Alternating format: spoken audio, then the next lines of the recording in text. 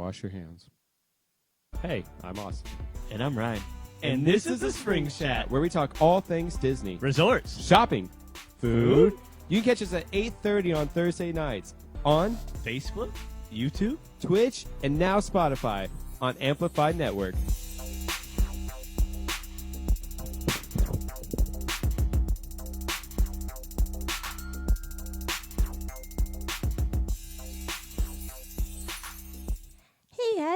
Thanks for joining us here at the Amplified Network. Your show will begin in just a few minutes, but first I want to go on ahead and shout out to our awesome sponsors. First, we have the Mouse Merch Box. It is an official Disney subscription box. It is $60 quarterly if you subscribe, or $70 per box. It's going to come with $120 to $150 worth of exclusive Disney apparel and merchandise, so definitely check that out. If you do decide that you want to check them out, we do have a coupon code for you. Coupon code is going to be Springs20 for 20% off of your order. Next, we have the Great Adventure Supply Company. Great Adventure Supply Company is really cool. They have a bunch of 80s and 90s themed pop culture themed Disney and theme park apparel. So if you're like me, you miss the 90s, you love that style. They recently released some new exciting additions to their store.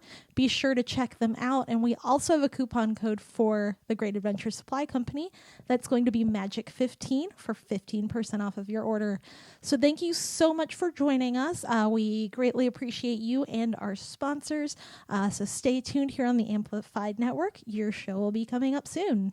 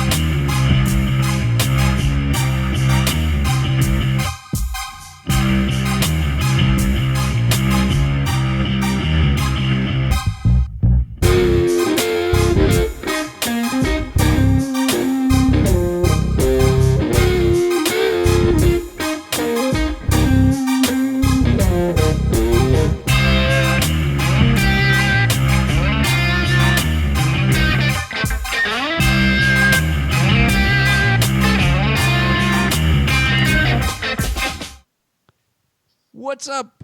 Thank you so much for tuning in today. This is the 60-minute suspension. My name is Amp, and right to my left, right, on one of my sides of my face, T-Dub Tyler Williams is in the building. What's up, T-Dub?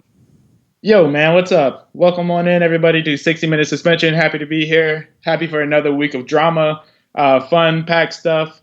Just a good time. How you doing this week, Amp? I am doing fabulous. I'm doing great. I'm doing awesome. I had a really good week because Amplified Network had its own panel at MegaCon, which is really MegaCon. cool. Dude, tell me about that for a little bit. Yeah, so basically MegaCon is this convention where a bunch of nerds go and they dress up in just celebrate pop culture with each other. Everything from Star Wars, which is Tyler's favorite movie of all time. All time not favorite. Yeah, it's absolute favorite movie. He's seen every single one of them. Don't listen to what he says. He's seen all the Star Wars movies. So make sure you have long conversations with him about Star Wars. Right. But right, yeah, right. there was a bunch of Chewbacca's walking around. That was kind of cool because the Chewbacca guy, he passed away. He passed away? Yeah, he passed away like the week before. That's actually really sad. Yeah, it was pretty sad. But still, I didn't know that. he was an excellent guy. He, provided a lot for all the pop culture fans out there. So thank you for that. Let's see, what else? Oh, so yeah, anyways, we had the panel, and basically what it was is we represented Amplify Network. We talked about it. We talked about 60-minute suspension, which was super cool. Oh, nice. Yeah. And, we just talked about what we do as a network, which is everything that's awesome. So it was a lot of fun. And we had a nice little outing. A lot of people came, showed up, asked questions, which was cool. Like the Q&A was great. And I don't know, man. It was just a good time. And if you missed it, there is a video of it, actually, I think on Amplified Network. You can go back and watch it. But it's really choppy. It's we had an issue with Wi-Fi, and Wi-Fi was not working with us, was not cooperating with us. So we kind of had to, work around that. So the video came out really choppy, but the audio is still good. You can listen to the actual show itself. But besides that, welcome to episode 5 of 60 Minute Suspension. And dude, you're the one this week who actually came up with some really good topics, and I'm excited about these. These are some good ones. I spent all day today kind of doing my homework on 3 of the 4 stories that we're going to cover, because you're going to hopefully talk about the boxing one, because I don't know anything about that one. How do you feel? You feeling good about that one? I'm feeling good about that one. I mean, we can kick off with that one if you want, and I'll just we can quick hit it because it's it's kind of a simple subject, more on the scary factor. But what do you want to jump into first? We have like you said, we have some hot topics. So whatever you're feeling like we want to jump into, I'm ready to jump into them because they're deep. Yeah, well, we're gonna jump deep into them, Tyler, because you keep saying it. So we're gonna jump real deep into them. Dive. But no, actually, the first one I do want to talk about today is the title of our show, Magic Johnson. If you don't know who this guy is, he's literally one of the greatest living basketball players of all time. I mean, he truly kind of paved the way for what we know as modern basketball. I mean, this guy was just an awesome dude to watch. His rivalry with Larry Bird, one of the coolest. If you've never had a chance to watch Magic Johnson, just YouTube Larry Bird versus Magic Johnson. Their series back and forth, one of the coolest, greatest, rivalries there is to watch. But, he's older now, and he's surviving his HIV/AIDS disease that he supposedly has or doesn't have. I'm not sure where that is in his life, but he actually retired because he found out he had AIDS back in 1992. And so ever since then, he's been alive and well, so somehow he survived through that, which is awesome. Good for him. And he's found his way up to being the president of his former team, the Los Angeles Lakers. So up to literally a month ago, he was the president and overseer of that whole entire organization. And I mean, dude, he was kind of a big deal for the past 2 years there because, when he got hired on as the president, all the fans of LA were like, oh my gosh, this is so cool. Magic Johnson coming back home, gonna, save the Lakers, and he was able to facilitate the LeBron James pickup. He was able to bring LeBron James to LA. So he was the next big all-star to change LA's course of history. And nothing came of that. He's had a really rough go of it this past season. And I don't know, Tyler, I feel like I'm talking a little too much. How do you feel he did his, I guess I would say 2 years he was in office? Like, how do you feel he did? Well, I mean, honestly, like when he did his interview today, he even said I have a 3-year plan.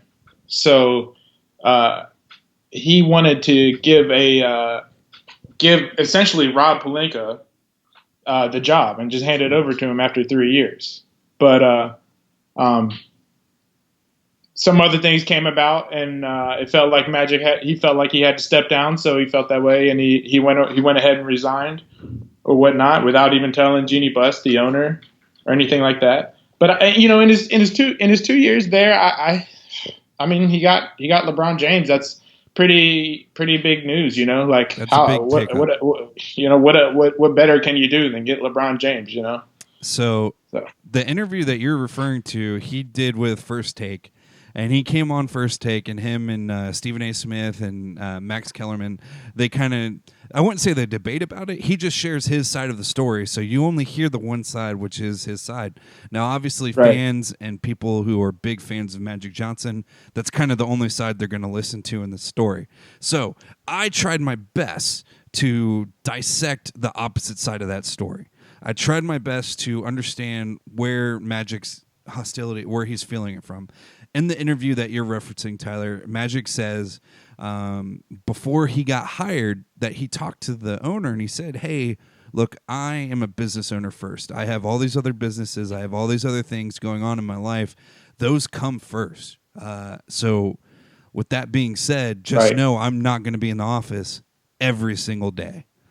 Mm-hmm. Now, before we get into him quitting, can I just say, if you're going to apply for a president job, shouldn't you just know right off the bat that you need to put a lot of effort into it and not come out and say, hey, I'm only going to be in the office like part-time? Like, isn't that kind of... Yeah. I mean, I would agree with that, yes. But also, I would kind of liken it to, Tom Coughlin, president, whatever, of the Jags. What if he decides that he wants to focus on the J Fund being like his main thing, and then he helps out the Jags on the side? That's one thing. So that's what I would liken it to. But however, he strictly, I mean, we don't know the parameters. This is the hard part. We don't know the parameters. They never came out and released and said, hey, this is your hours, Magic. This is what we expect from you. This is what this is how much we expect you in the building. This is, what we want.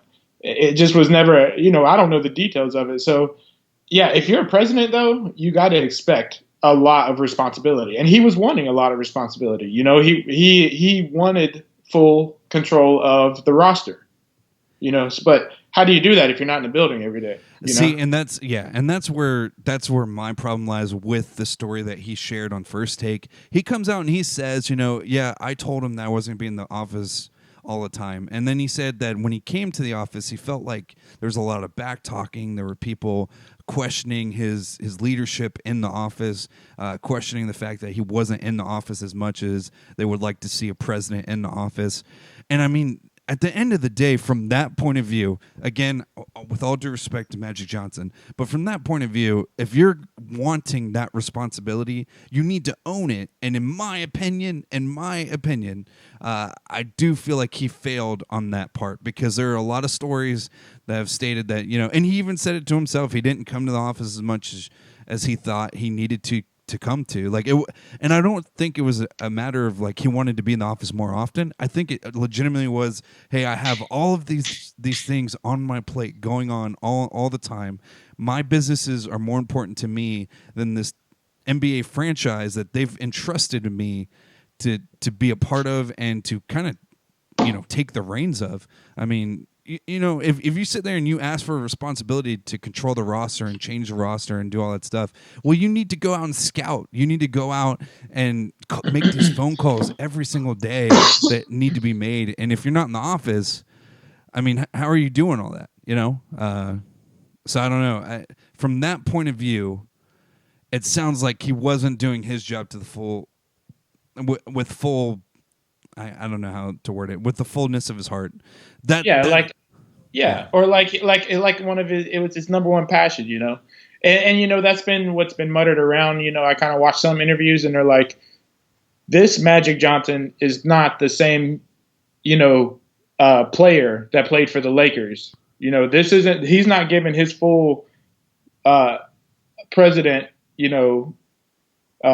responsibility, passion as he would as if he was a Lakers player. You know, they're saying it's almost like a different Magic Johnson. He almost like he doesn't really care that much for the organization. Not that he doesn't, but on the same time, it's kind of proven that he doesn't necessarily care for the organization. I mean, not that he's never come out and said that, but at the same time, today he went back and like undermined so much of what they stand for. You know, not that they really represent a lot because they're a mess. The Lakers are a straight up mess. Yeah. But at the same time, I think they just hired their coach, today or yesterday. And now this interview comes out. And I know that's kind of a hard thing to necessarily time out, but if you're Magic Johnson, you can easily say, hey, let's delay this interview, but then you want to step on the Lakers' toes. And also, so and he didn't tell LeBron, he was leaving. He didn't come man to man with the best player in the game and say, hey, like, I got to do this for myself.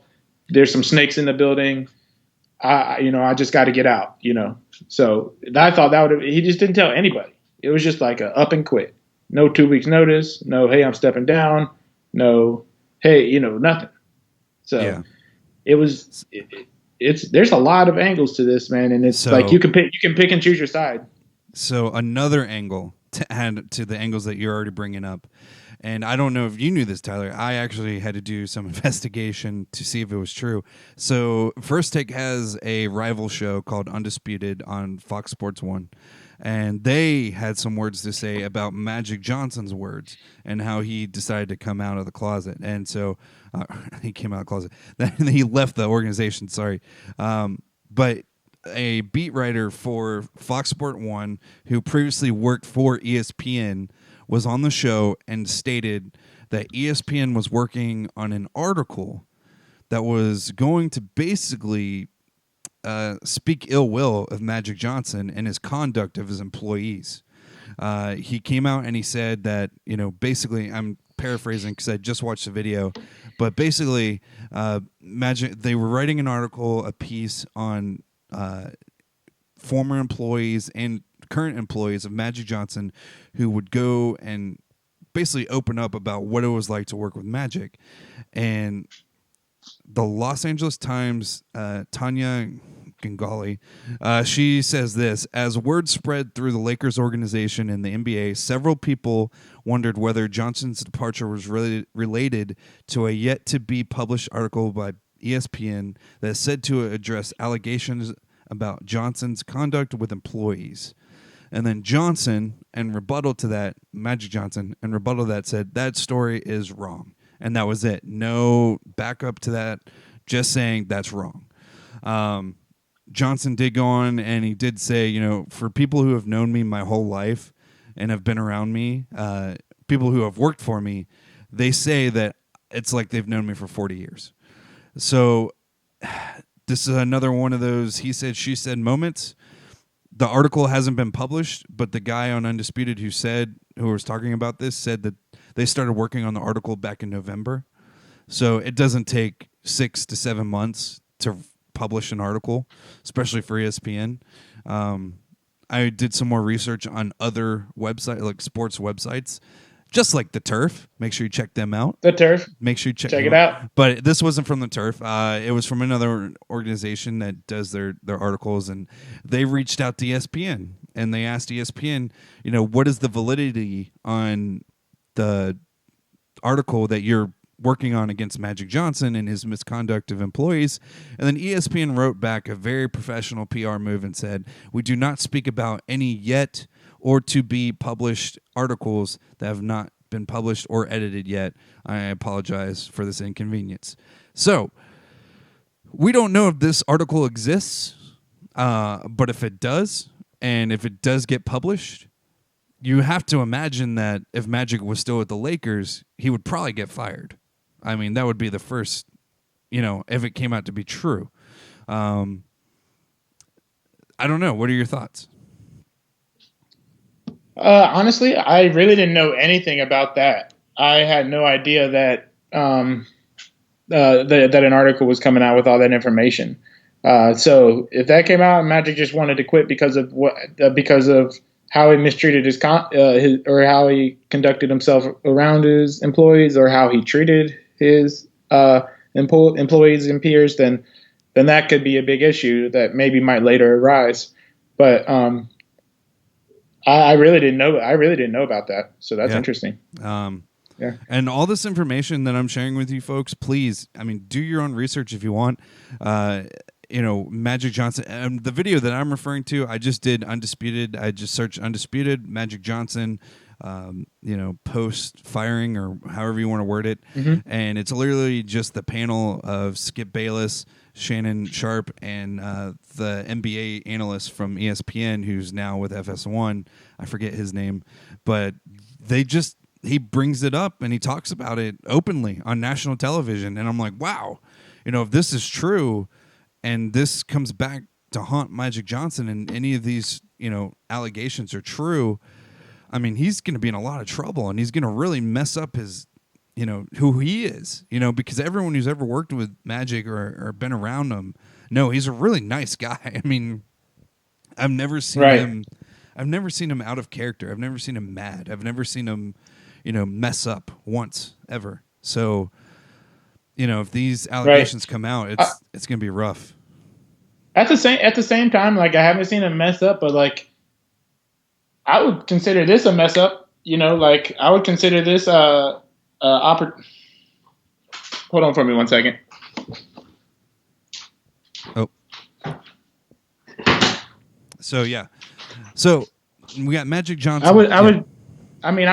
would consider this like, I don't know. He even came into the interview and he was talking about, it's just not fun anymore. It's just not something I want to do. It's not it's just not fun. Why is that? Why did you think of being a president of an organization with so much responsibility would be fun? Do you think it was going to be like just a walk in the park? People lose their hair over this job. Yeah. It's not easy. So time and devotion is big. Yeah, and at the end of the day, I love Magic Johnson as a person. I think he's an awesome guy. I think he's done a lot for the world in general. But when it comes to being the president of an organization, and I know he speaks ill will of the GM, and I know he spoke ill will of a couple other people in his interview that he conducted on First Take, but I really can't see that it's not any of his fault. Like there has to be a lot of blame on himself, and he even says in the interview, "I have no regrets," but he doesn't really take ownership of a lot of stuff.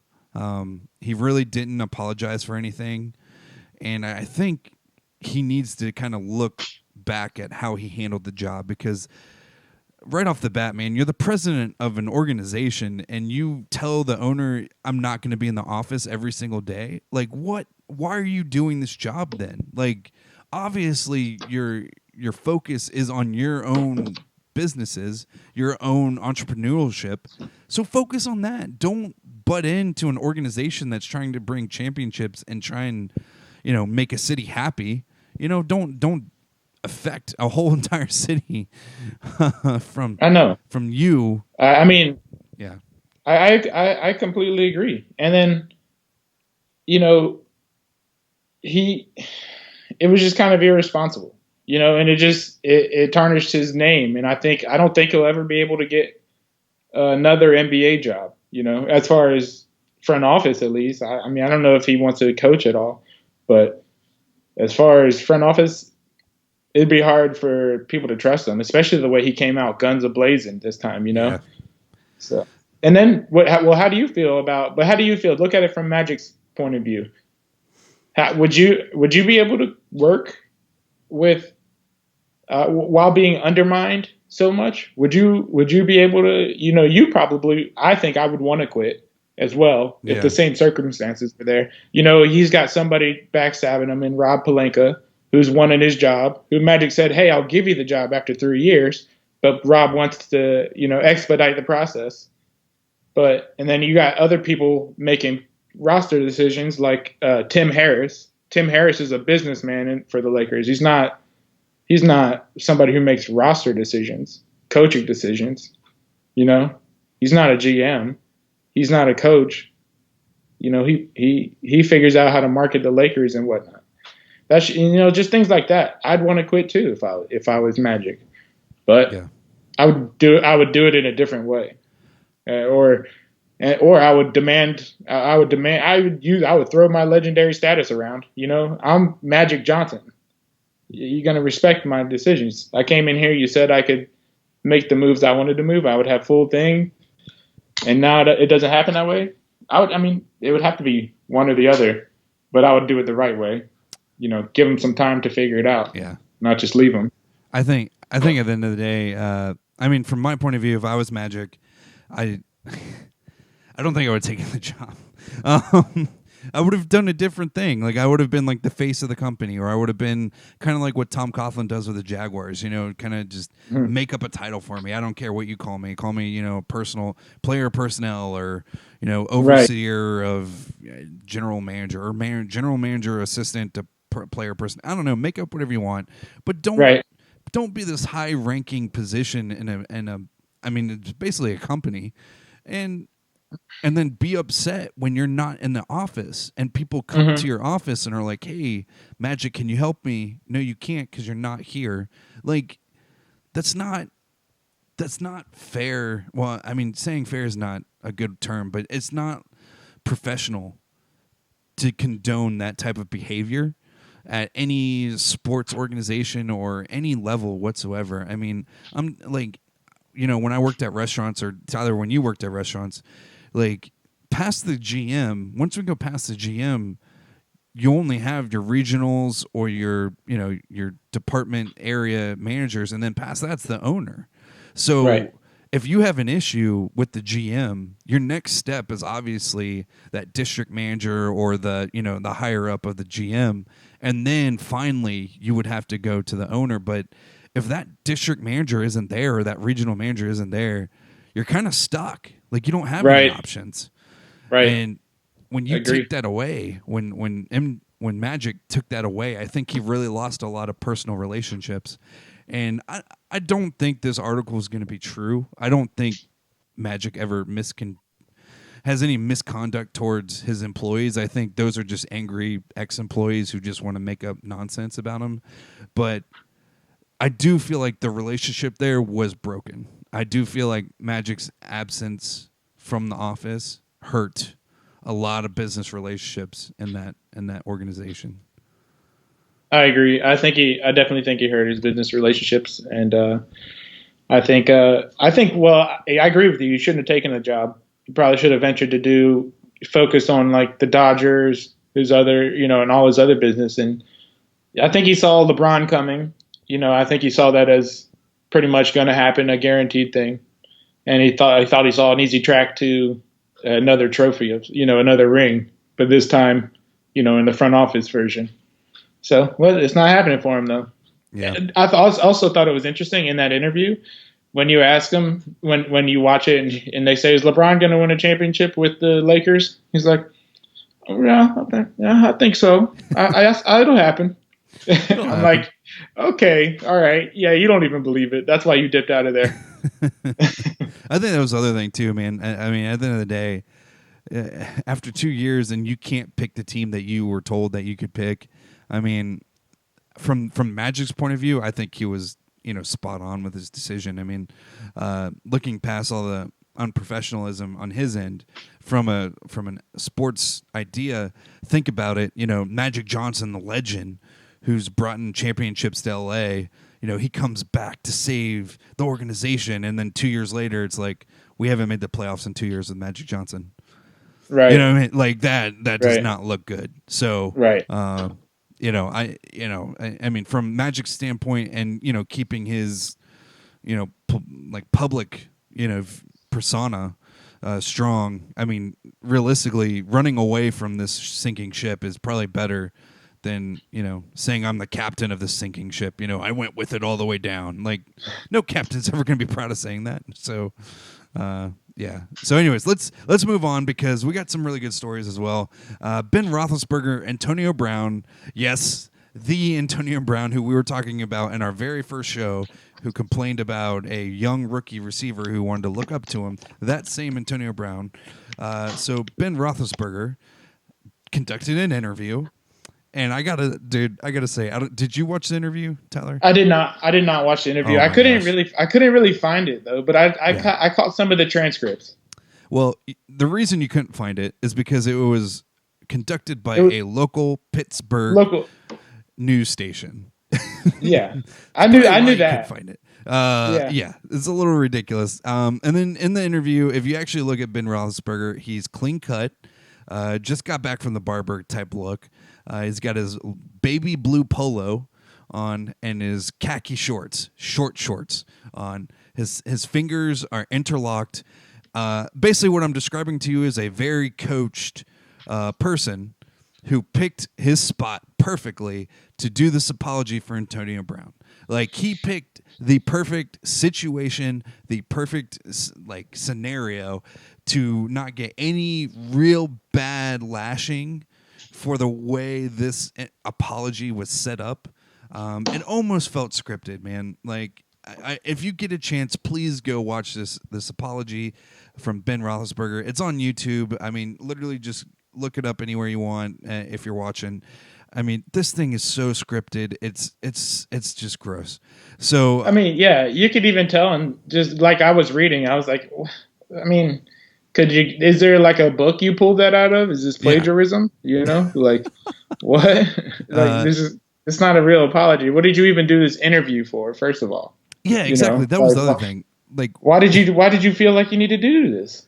You know. Clearly, you called them to come in. At the beginning of the interview, the main guy is like, for months now, I've been trying to get an exclusive with Ben Roethlisberger. And finally, in the offseason, he's given me this opportunity.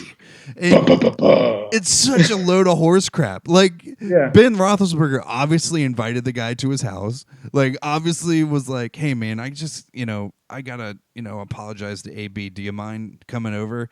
Like, for a guy who wants to have an exclusive with Ben Roethlisberger, like, that would not be my go-to story. Like, I wouldn't want to be like, hey, are you ready to apologize to AB? Like, my thing would be like, dude, so what happened with you and AB? Like, why are you talking all this smack about it? Like, I would be in his face, like, just grilling him with questions. And in the interview, when you're watching the guy who's conducting it, he's like starstruck.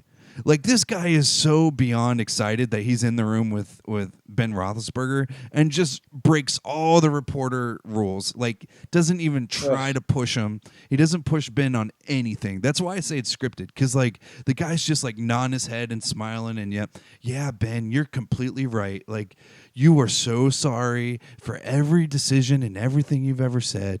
Like, it is the most ridiculous load of horse shit I've ever seen. And what are you going to do an interview for if you're just going to sit there and like let him script the whole thing? It's just like, also have some pride in your professionalism, like as a journalist. Like, go in there and ask him some questions. Don't just let him read his little apology. What? Yeah, it's bad, man. So yeah, the guy Ben Roethlisberger opens up. He says that, I think the interviewer asked him something along the lines of, what happened between you and AB? Like, why did the relationship break up or whatever? In like a really soft tone voice. Why did you guys ultimately break up? And Ben's like, well, I think it came from a comment that I said on my morning show every morning after the game. Make sure you check out our radio show. Like, it was kind of like that. Like, it wasn't that obnoxious, but Ben was just he still plugged himself. He was still plugging it. Yeah. He was like, I do this morning show every morning on the radio where we talk about the games and stuff, and I kind of said some things that I think he took out of line. Like, the way Ben worded things too still made it seem like it was AB's fault. He was like, absolutely. He was like, I think AB misunderstood, or other people misunderstood how I presented it, and I understand how they misunderstood it, because AB is like one of the best wide receivers in the league, but he's always triple covered, he's always double covered, and I made the bad read. Juju was wide open, he had one guy on him, I should have thrown it to him. Like, he completely just rolls all over the question and doesn't. I know. Like, it's the most ridiculous thing. He doesn't talk about what he says. Like he doesn't say the actual Not sentence at all. that he says in the interview, which I find hilarious. Yeah. And then he doesn't even apologize for it, like straight up. He doesn't say, AB, I am sorry I said this, blah, blah, blah, blah, blah. Like he goes, AB's just a great player, fantastic player. And I feel bad about, the way I said what I said. Like that's kind of literally how he said it. I don't have the actual transcript in front of me. He's like, I took some heat and deservedly so for the comments on the show. Yeah. He's like, he's still kind of like asking for like some sympathy because he took some heat, on the comments, especially towards him, and Roethlisberger said, and he said, I genuinely feel bad about that. And I'm sorry. Did I go too far after the Denver game? Probably. Like, come on, dude. Like, own it, man. If you're gonna apologize, if you're gonna set up a whole interview to apologize, own it. Ben Roethlisberger has been doing more backpedaling in his whole career than like some of the best cornerbacks. Yeah, exactly. He's been alleged, or he's been in so many allegations and alleged incidences and stuff like that. It's just ridiculous.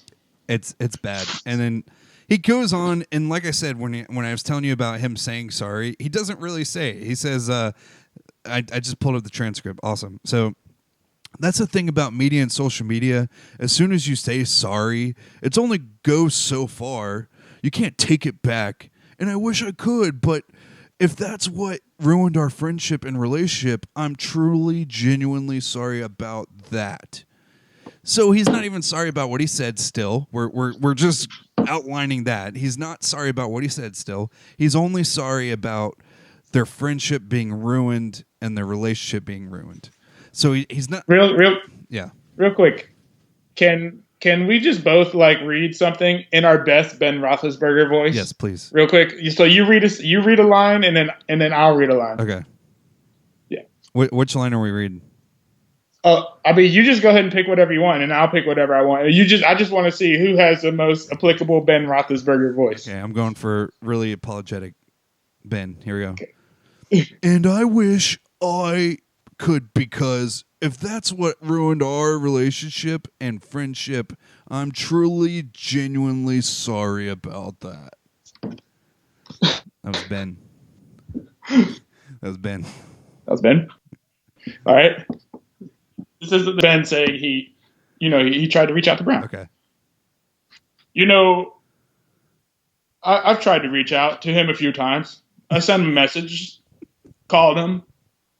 I haven't heard back, but I'm sure he's getting busy, with the season and getting ready as I am with the guys here, and he's not here. So fuck, baby, I'm sorry. Yeah, that's. I thought I was interviewing Ben there for a minute. That was great. Yeah, thank you. So to bring this whole full circle, AB responded with only 2 words that he knows best, which is through Twitter, and he said Two-Face. Now, what's great is this was posted literally probably a few hours right after his interview was posted, and to call Ben Two-Face, what does that mean? How do you interpret that, Tyler? I mean, I think this interview is just explains how Two-Face he is. Like, you're just gonna set up cameras to say one thing so you look good, but behind the scenes there are many reports of you being just a straight up douchebag. Like Ben Roethlisberger, there are many people who believe, not just think, but believe that Ben Roethlisberger is a bad person. I'm not around him 24/7. I've only seen what I see in the media. It's not a lot of good stuff, and I'm not trying to blame Ben Roethlisberger, but he's just one thing in front of the camera, another thing, probably to his teammates. So, yeah, it's so hard to say sometimes, but with Ben, his allegations that he had, like right when he first started, the sexual allegations and stuff, they were swept under the rug so fast. Like, I don't know how he does this. I'm so shocked at how he can just like dodge like who he is and then hide it behind his radio show or hide it behind his press conferences and stuff. It's like people forget what he says. It's incredible. Like people just like they don't forgive him because like that stuff is like with him, but no one ever follows up with him, ever. Like no one ever does, and I don't know how he does it. Like I don't know what's special about him or what makes him, like, a ghost to media. But it's like they all talk mad stuff about him and like his personality, but then when it's brought up in like press conferences and stuff, it's brought up like one time, and all Ben does is say, it's just the guys being guys, or like he always says that. He's always like, they're my players, this is a family, like stuff like that, and he always dodges it with like one word answers, and then no one follows up with him. I don't know what he's doing or how he's doing it. Maybe there's like a secret Ben Roethlisberger mafia in Pittsburgh that no one knows about, but could be. I'm telling you, dude. I've never seen. I'm not trying to get racist here, but I've never seen a quarterback like white like this just get away with all this like nonsense. Like, just think about it. If he was a different color, like if he was anybody else, if he was Michael Vick, like if we found out this was Michael Vick and all of everything that transpired the way it did, Michael Vick would have been like without a team. Like legitimately, like he would have been out without a team. Like Ben Roethlisberger has been playing like well over 12 years now with Pittsburgh Steelers. Like, yeah, yeah. I get what you're saying. I guess if you like when you put it that way, but at the same time, like, Michael Vick did some pretty nasty stuff, and he made it back to the NFL, and had he kind of resurrected his, he didn't like win a Super Bowl or anything, but played well for two and a half more years after his release. So it's hard. It's really hard for me to say, because, it sucks that all this stuff got swept under the rug, and I don't think there was proper justice that happened, but that's just my assumptions. And maybe he did benefit because he's Ben Roethlisberger and, he is white and had a great rookie season. I don't know. Yeah, I know. I was going a little bit on a reach there with the race card, but the NFL just pisses me off. Yeah, it's so easy. It's so easy with the NFL because a lot of it is true. I mean, we got to move on because I'm going to keep. Yeah. Well, how about I think it is interesting. Like, hold on, I saw something before we move on. There was one thing that Antonio Brown said that. I think he said at one point, this was back on like his HBO show, The Shop, or was it? Is it LeBron's HBO show? It's LeBron's James, yeah. Oh yeah, The Shop. So it's on HBO. It's pretty deep, pretty dark. Like it's a nice show. Like they have pretty open discussions about what's going on, within the movings of sports. I think it's pretty cool. So he says all year, dude called me out. We lose the game. He's like, yeah, AB, you should have ran a better route. This was said in March. That's the type of guy he is. He feel like he's the owner. Bro, you threw that shit to the D line. How the fuck am I supposed to get it? You need to give me a better ball, which is true. Like, Amp, you and I are both very, very understanding of how receivers can get pissed at their quarterback for bad balls. Right, yeah. I mean, we had a whole saga in Jacksonville about Allen Robinson saying, keep that shit in bounds. Keep that shit in bounds. 5 words took like so much of our lives,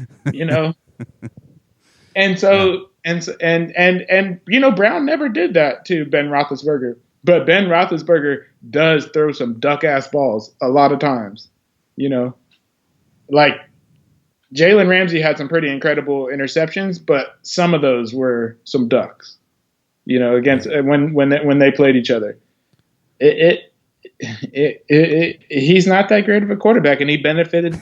He's always benefited from a good receiver, and he really has a good offensive line, and a good, steady running game. The Steelers have always had a steady running game, whether it was some scrub, not scrub, but like some kind of no-namer like Rashad Mendenhall. He had 2 1,000-yard seasons.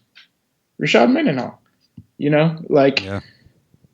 it's, he had Le'Veon Bell. He's got James Conner. He's always had consistency around him. That's what's made him good. It's not necessarily that he's good. He's had Santonio Holmes, Juju Smith, Antonio Brown, Mike Wallace. It's Plexico Burrs. It's ridiculous. Yeah. It's ridiculous. Yeah. So he's been padded and with a good defense at that for the majority of his career. I was going to chime that in too. The defense has always been pretty solid. Like they haven't always been top 10, but I mean they haven't been bad either. So yeah. So Ben needs to understand he's not the owner of the team. He has a leadership role, sure. Every quarterback does, but you got to understand you throw duck-ass balls and your team's saving your ass. So. It's really true. I mean, that ball that he threw, the play that I was referring to AB and when he was talking shit on the radio show, I mean, that was a terrible ball. Like, and then he was complaining that he was triple covered or double covered, but I mean, he really wasn't actually. There was only like one guy on him. If you actually watch the slant route that AB is doing, and legitimately, like, it was just really poorly thrown and just poor timing. I mean, he throws it straight to a defensive lineman. Like the guy literally just with 2 hands is like, "Oh, thank you." Like it was ridiculous. I know we have to move on, but here's also a very funny part. A lot of people have said that Ben throws the game. Now, I don't know if he gets prima donna-ish, and if AB did make an option route, and turned some way that Ben wasn't expecting. So Ben was like, F it. I'm just going to throw it at the defense, Yeah. I've heard through like all the players, or not all the players, that's a stupid statement, but I've heard from players, anonymous sources, in reports that say Ben purposely sometimes throws the game. I don't know if he's a gambler. I'm not accusing him of anything right now. Right. I mean, I guess I kind of am, but like, I'm not the first to talk about it. It's questionable. And it's in writing. So maybe he does throw bad balls on purpose. Maybe he gets a little prima donna-ish and he's trying to teach some power lesson. Yeah. He does seem like a person who would want to hold power of some sort. Right. I don't know. Anyways, so interesting. Crazy stuff there with Ben. Very questionable guy. All right, so moving on. So something happened that almost never happens in the NFL. A GM got fired. I'm just kidding. No, that happens all the time. But the timing of when it happened is very, very odd. Okay, so let me kind of lay out the groundwork for you. The New York Jets fire their GM, Mike McCagnon. Am I saying that right? I hope so. Mike McCagnon. I would say McCagnon. They fired him after the NFL draft and after signing 4 players with higher than $17 million guaranteed, $15 million guaranteed. So he hires. So Mike ended up signing Le'Veon Bell for $35 million guaranteed. C.J. Mosley, $51 million guaranteed. He signs Jamison Crowder, who is a wide receiver, slot receiver from Washington. He guaranteed him $17 million. And then Henry Anderson, who was already a part of the team, they just re-signed him to another $17 million guaranteed. So he makes 4 big, massive contracts. And then they fire him after the draft. So he's already picked the players that he wanted, and they've drafted and they fired him. So who replaces him, you ask? The head coach that he hired. So he hired the head coach, and the last name is Gass. I forget his first name. Gase. Thank you. Adam Gase. Gase is the coach that he actually hired. And from the reports that I had read, they were actually friends. And kind of that's how he got the job, was because they were friends. So anyways, they fire him and then put the head coach in as interim GM. But from my understanding from the reports that I'm reading, Adam wanted a different direction than what Mike was doing, I guess. and he wanted a certain team, and I guess Mike didn't give that to him. The word around the office was that it kind of got disgruntled there for a little bit with Mike as a GM. But let's just real quick kind of talk about what the Jets have done. Last season, they went 4-12. Okay. Woo. Yeah, whopping. That was with Todd Bowles as their coach. Let me just add this. Todd Bowles was their coach for the past 4 years. Tyler, can you guess how many seasons Todd Bowles was a winning coach in those 4 seasons? 2015. Yep, you got it. He was 10-6. They were like his first yeah. year. 10-6 his first year, and then he went 5-11 his sophomore year, 5-11 his junior year, and then to end out his final year, he goes 4-12 because he's improving. So that is how you improve as a team. You just constantly lose, and then lose more, and then lose abysmally. So they bring in Adam.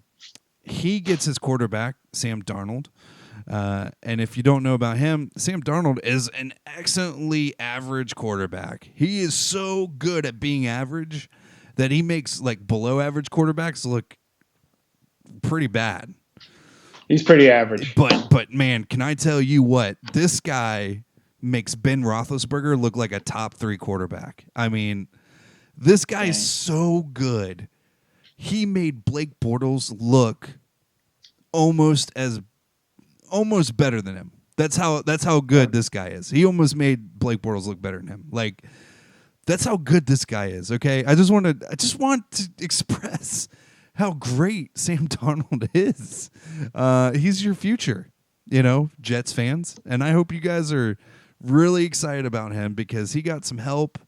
They got a middle-aged running back who didn't play last season. He's going to be, oh my gosh, can I even describe to you how great he's going to be without a quarterback of Ben Roethlisberger's caliber? You got an inside linebacker for outside linebacker money. And I just want to clarify too, CJ Mosley, this is how good he is. He's never had a sack.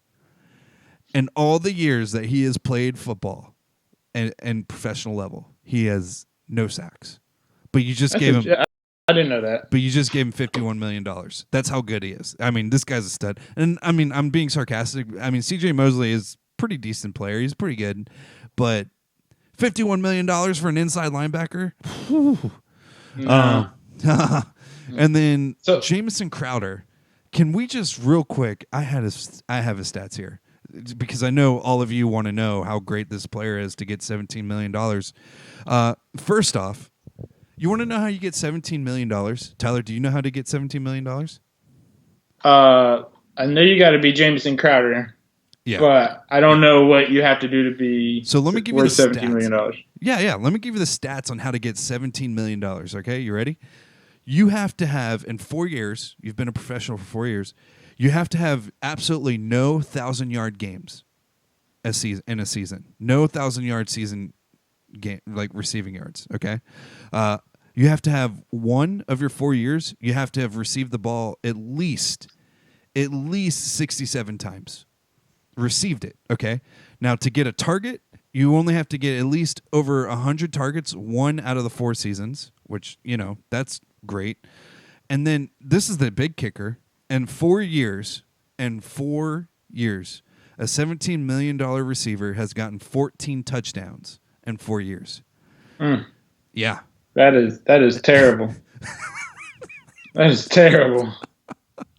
Dude. Has he ever been on your fantasy team? Maybe in waiver pickups. I might have picked him up like once or twice in waivers, but I think someone actually drafted him last year. I'm gonna try and trade him next year. That's my goal. Yeah. Trade Jamison Crowder in one of my leagues. And let him know. Hey, and when you trade him, let him know he's a $17 million paid wide receiver. So there's reasons for that. So you should go ahead and let's just go ahead and make a deal, you and I, right now. I'm not gonna trade you because he's too good. That's the issue for me. He's too good, man. I don't know what I would do with that much talent. Yo, that's really nice of you to let me keep him. I know. Hey, okay. So let me jump into this. So this guy is McCagnon was fired after like you said drafting and like you said signing so many people, and he was fired in favor, at least in the moment, interim of Adam Gase, a guy who was 23 and 25 at Miami. At Miami. He was like the Todd Bowles of Miami, basically, right? You're right. I mean, he had one playoff season in which we saw him sacrifice Matt Moore to the Pittsburgh Steelers. Jesus Christ, do you remember that hit? Yeah. Oh my God. Yeah, that was brutal. Oh my God. Like that was life threatening. I thought Matt Moore was just done from there on. Anyways, Yeah, I didn't so think he'd survive. now you put your whole pretty much franchise, head coach, roster, and player personnel decisions into one position, one person. That is insane. And not only that, immediately he cuts a tight end. That tight end is then immediately claimed by 5 teams. Claimed by 5 teams immediately. I think the team that actually was awarded him was the Bucks, Wow. in which they cut Gerald McCoy today, so they were able to easily pick him up. But anyways, so not only that, but he then insults probably the best player on their team. both of them really. He insults Le'Veon Bell and says, "I would not have spent nowhere near this amount of money. I don't even know if I really wanted him." Basically, And to be clear, you're still talking about the coach. To be clear, yes, yeah, you're still the coach, GM, Yeah. player personnel, whatever Yeah, the hell he is. whatever Now. he He's is now. everything. He's about to be owner somehow. How did Adam Gase do this? How did he do this? We all need answers. This isn't reality. I just want to point that out. We're not living in reality. This is all made believe. We're all. There is no situation. I was trying to think, what situation can I compare this to, other than the Lakers? Exactly. Exactly. Other than the Lakers, what other front office? But nobody is this unprofessional. Nobody knows how to run a business this It's poorly. so bad. It's so Chris. bad. Yeah, Chris Johnson, the owner of the Jets, and Jeannie Buss, the owner of the Lakers, must be like business partners or best friends or something, because they have the exact same business plan. This is stupid. Yeah. Which is This is stupid. Literally, it's stupid. Hire all your friends, and stupid people, and then just let them fight. Let them all get in the building and fight together. And then we'll just see what happens. Maybe we'll win ball games. I don't know. Let's just let them PUBG it. Let's just let them. Yeah. Let's just let them. What's the other game? They- Fortnite. Just let them Fortnite it. Yeah. They all jump out of an airplane together. Yep. This is it. Marry one, F one, kill one. And I guess Go. Magic. Yeah. Right. I guess Magic didn't want to jump out of an airplane. That's why he quit. And so. No, yeah. he broke AIDS. Of course, he's not going to jump out of an airplane. Right. No way. So, all right. You got one more story for us, and it's kind of scary. That's pretty scary. This will be quick. I was actually in attendance for this. This was one of the coolest moments I've had. I've actually been wanting to, see a real live boxing fight, at some point in my life, and so this was a great opportunity. As soon as I saw Deontay Wilder say, "I want to kill Dominic Brazil," some inhumane part of me immediately bought tickets. I don't know what it is. You sick. I don't know what triggered it, but I got 2 of my good friends up here, and I said, "Let's go be in attendance for a possible murder." Oh my God. But it's legal. It's legal in the state of New York. No, it's legal in boxing. Yeah. You can. That's what he said. He said Deontay Wilder said, you know, boxing is the only sport where it's legal to kill a man, and that's what I want to do. And that is insane. So that being said, I was in attendance, and man, watching it live was insane. You heard the glove hit the guy's face, and I was like, I wasn't like sitting like on the floor. I was sitting like on elevated. I had decent seats, but they were not like very close, you know. And oh my God, Amp, I legit thought the way he collapsed. And not only that, the first hit before that the first hit before he put him in the corner really stumbled him and really like kind of cocked him. I thought he broke his neck. So my question to you is, what I really want to bring up is this a good thing? Is this something that should make me buy tickets? Well, Tyler, first off, you need to go see a professional. That's my first diagnosis. I'm just kidding. A professional can do nothing for me. I'm too far gone. All right, we'll get an amateur then. Maybe they'll. No. I mean, like, what is your question? I guess. Okay, so my question is like, should killing somebody be legal in the sport? Should it be a goal? If you outright come and say, I want to kill this other person, should that person be able to participate then? But then again, if you're not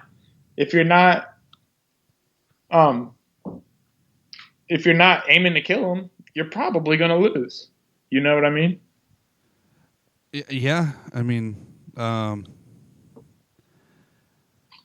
trying to look up the rule right now so I can like actually see how it's worded. Trying to see. Sorry, I don't want to keep it dead air. I'm trying to find the rule. I can't find that like how it's worded. Is it legal? Is it okay? Yeah. No, yeah. It's legal. I'm trying to word it in a way. Man, I don't know how to say this. If you logically know that you're going to do a sport as a career where you could possibly die in any match whatsoever, that's on you. I think you have the right to choose that. And I mean, this goes for any sport. I mean, in soccer, at any point in time, I could have had a heart attack, or any point in time when I was playing goalie, my head could have hit the crossbar and I could have, like seriously, hurt myself or possibly killed myself from something like that. So, those are like accidents and unforeseen circumstances. When you're physically harming someone, though, in competition, that's tough to explain. I mean, the gladiators, the before medieval times. I mean, we're talking about the Colosseum and stuff. Like humans. This is what humans always want. Humans used to like we're evolving. We're putting men in cages now and saying we want the blood. Like go for it. Yeah, like go for the jugular. That's what we want. So are we messed up, or should we just accept what we are and just say? See, I wish Miguel was here. I wish Miguel could help me with this one because he loves UFC. Like I know, freaking loves UFC, and he talks about it in a way. And I know he's not here to like say for himself, but from the way he's explained to me, is he loves the martial arts of it. He loves the art of fighting, the different styles that people fight in. But yeah, my girlfriend's sister, she's in jiu-jitsu, and she loves jiu-jitsu. She loves watching the fights as well. She loves like watching people's forms, their stances in the UFC. Now in boxing's totally different because everyone's kind of doing the same thing. Going for the head. Yeah, like everyone always aims for the head. And I mean, there's body shots, but the body shots are really to get the head open, Yeah, exactly. You're just trying to get the arms down. Oh man, I've always had a struggle with boxing because I've never thought and man, I don't know how to say it. Like, I know it's a sport. I totally know it's a sport, but it's hard to quantify the sport of it. Like, you're taking athleticism from, someone's hand speed, their footwork, the way that they move their feet, their endurance, the way they can see a strike coming in, because I mean, Muhammad Ali, which, I was going to do the sport, or, what happened today in sports, speaking of boxing, in 1966, Muhammad Ali TKO'd Henry Cooper in the 6th for the heavyweight boxing title. So that happened today in 1966. That's pretty cool. But that's pretty cool. But to go back to what you're saying, I mean, dude, I don't know how to say it. I mean, I mean, when you think of it this way, all right. So I stayed and listened to the interviews, and I've watched them again. And Dominic Brazil walked off. He didn't interview, but he stayed on there to listen to Wilder. Dominic Brazil is the guy that got knocked out by Wilder, clearly overmatched. Like, I thought he would have made it to 5 rounds, and then got knocked out, but he made it to 2 minutes and 17 seconds. So Wilder said, there was definitely bad blood, but like after the fight, they hugged it out, and he said, "This is what men do. They fight. And he was like, this is how I wish we would solve a lot more issues in the world. We just get in the ring and fight it out. And, no matter who wins, you still, for some reason, come to a certain understanding at the end of the match. And somehow you see a commonality. I know it's weird to say, but that's just how, at the end of a fight, there is a weird commonality. If both of you are still standing, or at least able to get up and look each other in the eye at one point, there's a weird agreement, at the end of it. I don't know how to explain it, and they hugged it out, and maybe that's what it's getting to. I don't know, because they did have some bad blood for a little bit. And it involved family, and it involved, children and wives and stuff like that. So it wasn't just on the surface type stuff. So I don't know. It's hard, when they say stuff like that, it's kind of, and they just squash their whole issue over a fight. It kind of makes it worth it almost. but at the same time, maybe it's not worth it to bash somebody's skull in. I don't know. Who knows? That's a tough one, man. I will say this though, like the guy saying that, I want to murder him, he could have really gotten in trouble with that, I think. I mean, I know he's just trash talking and stuff, but if he physically did murder him in the match, some people could argue that's premeditated. You don't hear a lot of fighters saying, I want to murder that person in the ring. Like a lot of guys just say, I really want to beat him, or I want to, end him. I want to. Well, I mean, you do hear a lot of guys, like you just said, end him or kill him. I'm going to kill him, or something like that. But you don't always, like you're saying, this did seem a lot more purposeful, like you were saying, and a lot more like driven, But those punches, man, they really looked like he was shooting to kill. So, but I don't know. I mean, you make a good point. I mean, if you don't go in the ring planning on defending yourself, you're in the wrong business. I mean, you got to go full throttle in any of those matches. It doesn't matter if you're facing last ranked guy or the number 1 ranked guy. I know for a fact every single one of those boxers that are on that ranking, they're all training just like you, if not harder, if not more driven than you are. So you always have to be ready to go and basically defend yourself. I wouldn't even say like boxing is all 100% trying to beat the other guy. I would say it's more so I'm trying to survive. I'm trying to be the last man standing in some cases. Right. So I don't know, man. That's tough. That was a good story though. I'm really glad you got to scratch one off your bucket list. That's cool. Yeah, man. That was I plan on seeing more fights. A lot of them come through the Barclays, so it'd be really cool to see this match that hopefully will get set up soon between Deontay Wilder and Anthony Joshua, and that would be the match definitely to see. Cool. Yeah. Well, anyways, let's hear about those feel-good stories. Well, we don't have really. So today we're doing today in sports. We had Muhammad Ali, which I just shared with you. He TKO'd Henry Cooper in the 6th in his heavyweight title match in 1966. Here's one that will take you back a little bit. The old great Bambino, Babe Ruth. Babe Ruth. Baby The Sultan Ruth. of SWAT? The Colossus of Clout. The great Bambino. What did he call him? Baby Ruth? Isn't that what he called him? Or what did he call him? Baby? No, you mean Bambi? Bambi, yeah. That wimpy deer? What are you talking about? The Great Bambino back in 1930. Wow, 1930. He hit 3 consecutive homers in one game. That's pretty impressive. That is pretty impressive. Joe DiMaggio.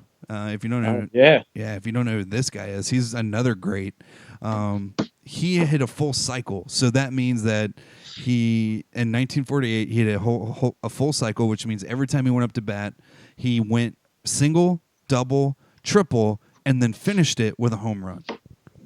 So that's pretty cool. He did that on this day. Hank Aaron, another absolute great. In 1969, great number. After 9,015 at bats, Hank Aaron is lifted for a pinch hitter, Mike Luma, who doubled in a 15-3 victory over the New York Mets. So that was pretty cool. And I mean, past that, a lot of it's soccer, a lot of soccer stuff, because this is soccer season.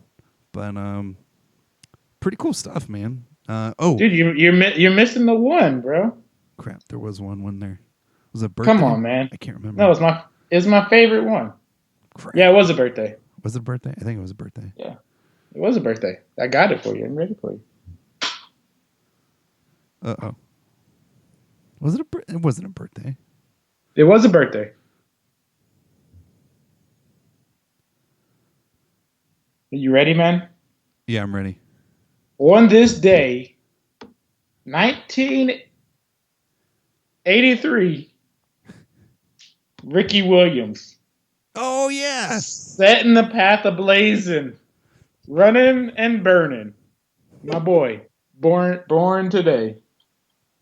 My boy. So that's all I got. If you Famous know- Texas running back, Heisman winner, Miami Dolphins great. Dick Butkus traded the entire 2000 draft class for Ricky Williams. Not Dick Butkus. Mike Dick. Not Mike Ditka. Dick. There he is. Yeah, traded the entire 2000 draft class for this guy. That's pretty incredible.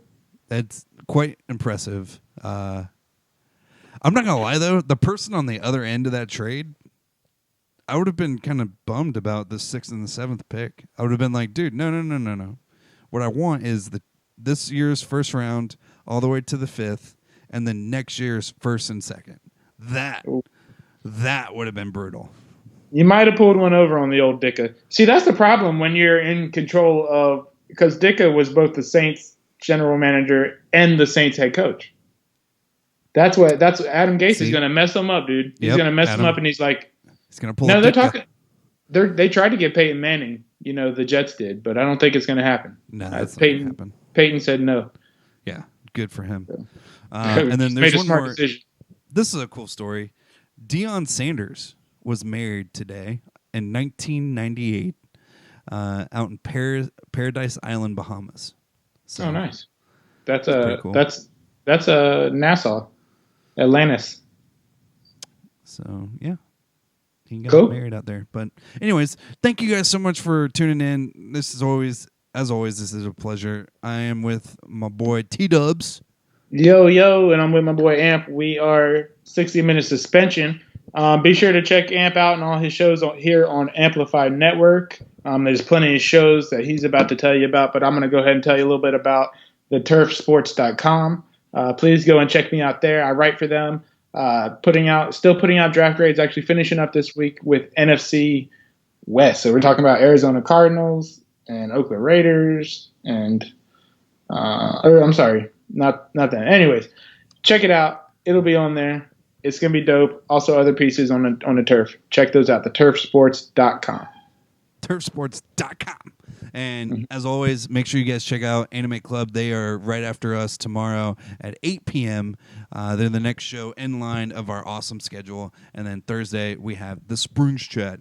And then watch out, we have a trailer dropping probably tomorrow night. Don't go anywhere. Make sure you check that out. It's going to be on all the social media platforms. It's going to show a couple of new shows we got coming out and some of your favorite ones also. So it's a fun little trailer. Hope you guys like that. Again, my name's Amp. And I'm Tyler. That a boy. Peace out. We'll see you guys later. 60 Minute Suspension are out.